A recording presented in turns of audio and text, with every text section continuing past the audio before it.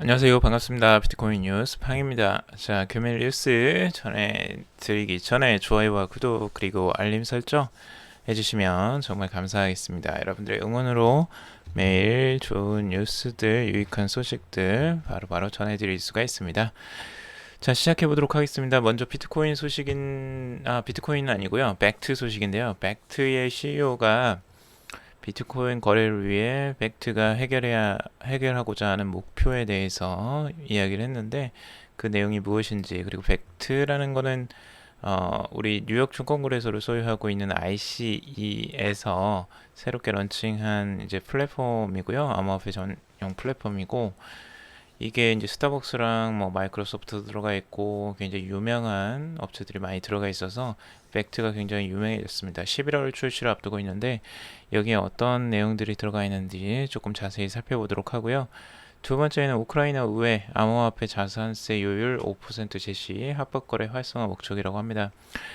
우크라이나에서 지금 이제 암호화폐에 세금을 매기겠다는 거예요. 이 세금을 매기겠다는 건 부정적인 건 아니고 긍정적인 뉴스라고 볼 수 있습니다. 왜냐하면 이제 이거를 그 뭐라고 해야죠? 어, 좀 음의 시장에서 양의 시장으로 이제 보내는 거죠. 그래서 시장에서 실제적으로 투명하게 거래할 수 있게 그렇게 하기 위한 이제 도구라고 보시면 됩니다. 자, 그리고 세 번째는 제주지사 원희룡 지사가 그 정부 토큰 이코노미 본질 주목해야 하는 내용에 대해서 한번 이번에 발표를 했었는데 그 내용도 자세히 살펴보도록 하고요. 네 번째에는 코인베이스 링크드인 임원을 채용했다라는 소식이 있습니다. 그 소식도 살펴보도록 하겠습니다. 코인베이스가 최근에 그 인재들을 많이 모으고 있다는 건데 링크드인의 그 임원도 실제적으로 그 채용을 했다는 소식이고요. 다섯 번째는 마운틴 곡스 민사회생 절차를 밟고 있는데 지금 이제 비트코인 가격에 영향을 줄까 지금 염려가 되고 있습니다. 마운틴 곡스에서 이번에 또 많은 비트코인을 그 회생 절차에 그 실제로 어, 그 피해금을 이제 지불하기 위해서 비트코인을 많이 매도를 하면서 문제가 생겼었는데 또 이번에도 해상 절차를 하면서 이게 나오는 게 아니냐, 이 매물이 나오는 게 아니냐에 대한 걱정을 또 하고 있습니다. 그 내용도 자세히 전해드리도록 하겠습니다. 자, 첫 번째는 벡트 CEO의 이제 발표인데요. 벡트 CEO가 지금 이제 벡트가 해결하고자 하는 목표, 이거 벡트가 나아가고자 하는 방향들에 대해서 이제 간단하게 이야기를 했어요. 근데 그 내용들이 조금 이해하기 어렵고 복잡하게 설명을 계속 하고 있는데 시대적으로 이제 디지털 자산을 거래할 수 있게 만드는 거죠. 그러니까 중요한 부분은 그 기관 자금들이 아주 쉽게 디지털 자산을 그 매입하고 매도하고 그리고 저장하고 이렇게 할 수 있게 도와주는 역할을 이제 하겠다라는 거예요. 그래서 기존 인프라에 대한 신제품이라고 해서 여기 이제 그 선물 거래를 기본적으로 모티브로 하고 있거든요. 팩트에서는. 그래서 첫 계약이 이제 비트코인 선물 계약과 USD 그 GBP라고 이제 그거죠. 영국 파운드와 그리고 유로와 이런 것들이 있는데 지금 화폐 통화가 이제 물리적으로 전달이 된다라는 게 뭐냐면 실제적으로 선물 거래는 그 상품 자체를 거래하지 않습니다. 일반적인 선물 거래에서는 그 상품, 그러니까 우리가 보통 선물이라고 하면 뭐 그 농수산물, 뭐 옥수수, 뭐 이런 것들도 직접 하고 금, 뭐 이런 것도 선물 거래로 할 수 있는데, 근데 그 실제 실물을 계약이 이제 완료가 되고 앞으로의 미래의 가격에 대해서 이제 그 시점 계약 만료일이 됐을 때 실물을 주지는 않습니다. 그런데 지금 여기에서는 실물을 주겠다는 거예요. 비트코인을 직접 주겠다는 거죠. 물리적으로 전달하는 이러한 측면은 단순한 거래 이상의 비트코인 유틸리티에 추가된다라고 하는 거. 그러니까 비트코인이 고객 계정으로 전달된다는 건 이건 비트코인을 가지고 있다라는 전제죠. 그러니까 팩트는 실제적으로 선물 거래인데도 이 비트코인을 직접 들고 있어야 돼요. 그러니까 이게 저장이 돼 있어야지만 비트코인을 줄 수 있기 때문이죠. 그러니까 만약 비트코인이 구비되어 있지 않은 상태에서 이렇게 할 수가 없잖아요. 그러니까 벡트는 분명히 비트코인이 많이 필요하다라는 부분을 이해할 수가 있겠죠. 그래서 이 부분을 이해하고 있는 게 굉장히 중요해 보입니다. 벡트가 지금 저번에도 말씀드렸다시피 스타벅스, 뭐 버스턴 컨설팅 그룹, 마이크로소프트, 그리고 뉴욕 증권거래소를 소유하고 있는 ICE, 뭐 이런 업체들이 지금 주도적으로 파트너십을 맺어서 만든 플랫폼이기 때문에, 만들려고 하는 것이기 때문에 굉장히 임팩트가 있어 보이고요.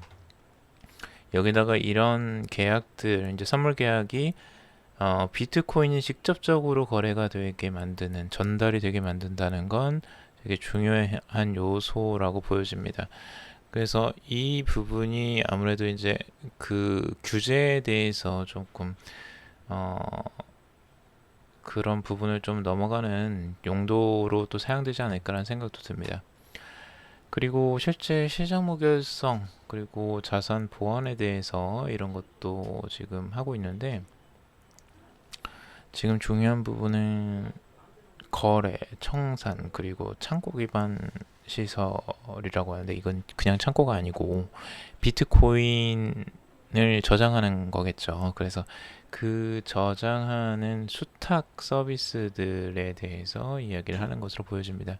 그래서 수탁 서비스와 그리고 이 선물 계약, 이런 것들이 주요적으로 좀 주요해 보이고요. 중요해 보이는 요소들이고, 이런 것들을 좀 자세히 살펴보시면 앞으로 팩트는 이런 부분에 집중을 하겠구나, 그리고 비트코인이 많이 필요하겠구나, 이런 생각이 들 수밖에 없습니다. 그래서 이런 부분들로 이해를 해보시면 좋을 것 같습니다.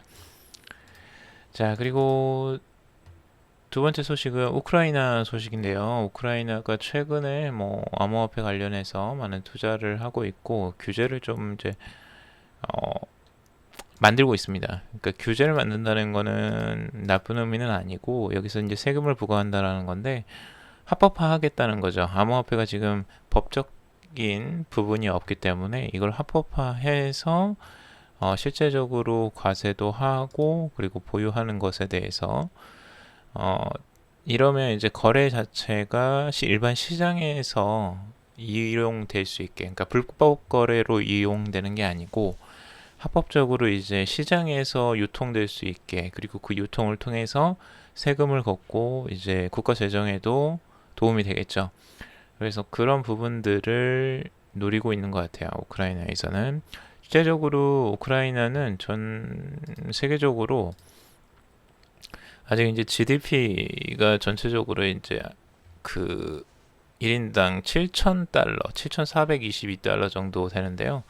이 정도라서 앞으로 이제 이런 부분에 대해서 조금 과감하게 도전할 수 있는 것 같아요. 그래서 조금 더 그 소득 부분에서, 그리고 세수를 확보하는 방안에서 도움이 될 것이라고 생각을 하고 있는 것으로 보여집니다.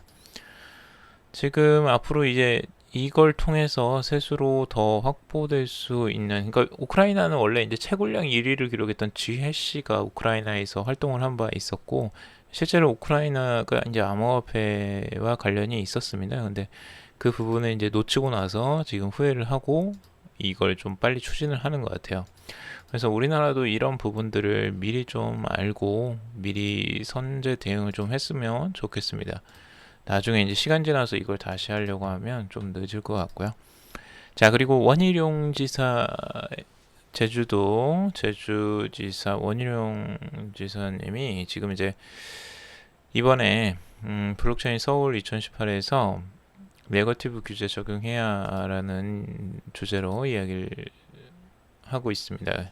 그 정부의 토큰 이코노미 본질을 주목해야 된다라는 건데요. 제주도는 이미 많은 블록체인에 많은 관심을 갖고 있고, 이제 특화된 도시로 만들기 위해서 노력을 많이 하고 있죠. 근데 이제 그게 생각처럼 잘 안 되는 것 같아요. 지금 그러니까 계속 이렇게 나오셔서 홍보도 하고 얘기도 하시고 계속 어필을 하시는 것 같은데, 지금 여기서 이야기하시는 건 이제 토큰 이코노미라는 부분, 이런 부분들을 이야기하고 계시고, 실제 기존 산업과 비즈니스를 이제 대체하면서 일어날 그 현상에 대해서 잘 이해는 하시는 것 같아요. 근데 그게 이제 제주도에서 얼마나 잘 활용이 되느냐, 이런 부분이 중요하겠죠. 그래서 그런 부분들을 한번 규제가 좀 풀리고 만약 이제 제주가 진짜 그런 블록체인 특화 지역으로 만약 그게 된다면 어, 재미있는 현상들이 많이 발생할 수도 있을 것 같습니다. 근데 그게 지금 가능할까? 이건 조금 의문이 아직도 듭니다. 근데 다음 소식은요, 코인베이스 소식이고요. 코인베이스는 지금 굉장히 저번에 뉴스에서도 말씀드렸지만 150명가량의 이제 그 신규 인력 인재를 채용하려고 뉴욕에 신규 사무소를 이제 개설을 했다고 했고, 거기에 이제 추가적으로 들어갈 인재들이 많이 필요하겠죠. 그래서 인재들이 지금 이제 속속 들어오는 것 같습니다. 지금 링크드인은 실제 그 업체예요. 소셜 네트워크, 이제 비즈니스적으로 이제 네트워크를 맺을 수 있는 그런 그 서비스라고 보시면 되는데, 링크드인은 우리나라에서도 많이 사용하죠. 실제적으로 지금 마이크로소프트가 소유를 하고 있습니다. 마이크로소프트가 그 매입을 해서 운영을 하고 있고, 그 굉장히 유명한 업체입니다. 시가도 굉장히 높고요. 근데 이 업체에서 지금 이제 데이터 사이언스를 맡았던 그분이, 이제 부사장을 맡았던 그분이 이제 이쪽으로 코인베이스에 채용이 되었다라는 거고요.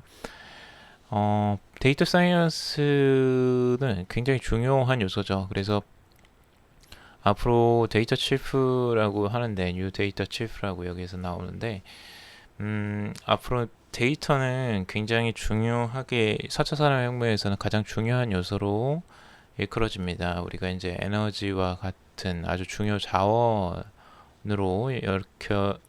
여겨지는 게 이제 데이터고, 그 데이터를 분석하고 그 데이터 안에서 뭔가 가치 있는 것을 뽑아내는 것들, 굉장히 중요한 요소들이죠.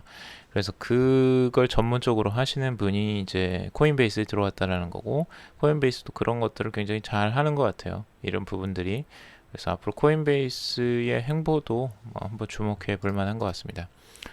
자, 그리고 중요한 뉴스, 이제 마운틴 곡스 소식인데요. 마운틴 곡스가 이게 역사가 좀 깊습니다. 조금 이야기를 하자면요, 마운틴 곡스는 2010년 7월에 이제 설립이 됐었고, 세계 최대 암호화폐 거래소 중에 하나였어요. 원래 매직 더 게더링의 이제 온라인 카드 거래소였는데, 그 비트코인 거래를 시작하면서 본격적인 암호화폐 거래소로 발전을 했습니다. 그런데 거액의 암호화폐 해킹 사건이 일어나게 되고요. 이름으로써 파산을 하게 됩니다. 전체적으로 시가에도 엄청나게 그때 영향을 많이 미쳤고, 폭락의 주 원인이 돼버렸죠. 그래서 이 부분 때문에 한번 큰 이슈가 터졌었는데요. 해킹당했던 80만 개의 코인이 있었는데, 다행히도 20만 개가 이제 복구가 됐어요. 근데 그 복구한 것들을 통해서 이제 그때 그걸 이제 손해를 봤던 투자자들이 있을 거 아니에요. 그 피해본 투자자들에게 보상을 하기 위해서 이걸 팔아버린 거죠. 그래서 작년부터 이제 올해 초에 그걸 막 팔기 시작하니까 비트코인 가격이 어마어마하게 하락을 했죠. 그래서 지금도 이제 그 비트코인을 팔았는데 아직도 남았대요. 아직도 남아있고, 실제적으로 지금 남아있는 규모가 16만 개가 남았어요. 아직도.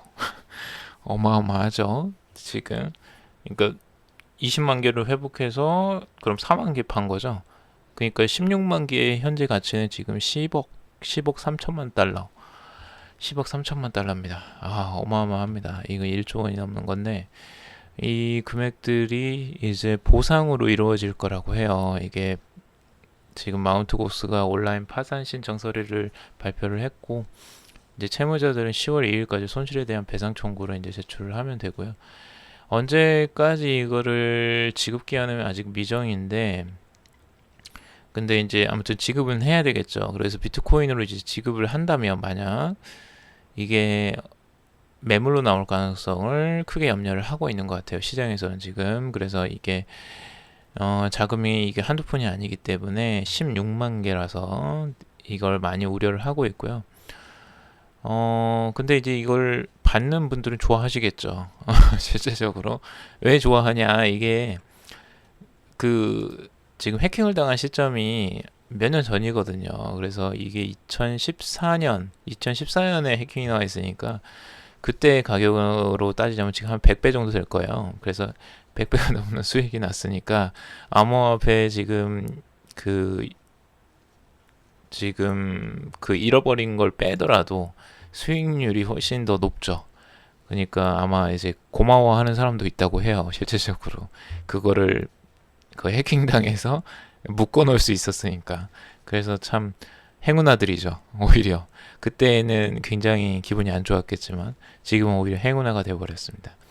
그래서 이제 그 부분을 만약에 이제 받게 된다면, 개인들이 이걸 보상받게 된다면 시장에 내던지지 않겠냐라는 우려가 있고요. 아니면 이제 그거에 대한 반대의 이야기도 있어요. 그렇게 바로 버리진 않을 것이다. 매도 대신에 오히려 비트코인을 값어치 있게 생각해서 그걸 들고 있을 것이다 라고 생각하는데, 그거는 그들 마음이죠. 그들이 선택하는 거지 생각하는 대로 되지는 않을 것 같습니다. 그래서 주의를 좀 요하는 것 같고요. 이건 좀 조심해야 될 것 같습니다. 앞으로의 물량들, 이게 나올지 안 나올지는 알 수 없는 것이기 때문에 미리 조심해서 나쁠 건 없죠. 그래서 여러분들 이런 부분에서 주의하시고 한번 살펴보시길 바라겠습니다. 오늘은 여기까지 뉴스 전달해드리고요. 여러분들 투자에 좀 도움이 되셨으면 좋겠습니다. 참고 사항으로만 들어주시고요. 여러분들 투자는 신중하게 여러분들이 직접 결정하시길 바라겠습니다. 좋아요와 구독 그리고 알림 설정 꼭꼭 해주시고요. 다음에 또 좋은 소식으로 찾아뵙겠습니다. 감사합니다.